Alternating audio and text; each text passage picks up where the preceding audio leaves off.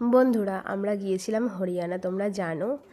আর আমাদের গুরুদেবের আশ্রমে গিয়েছিলাম আমরা জুনা আখাড়াতে, কুরুক্ষেত্র পিহোবা হরিয়ানাতে।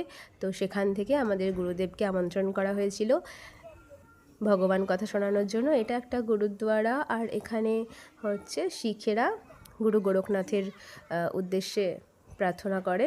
তো এই জায়গায় আমার গুরুদেব এসেছিলেন, আমরাও এসেছিলাম তার সাথে। আর এই যে এই জায়গাটায় আমাদের খাওয়া দাওয়ার ব্যবস্থা হয়েছিল।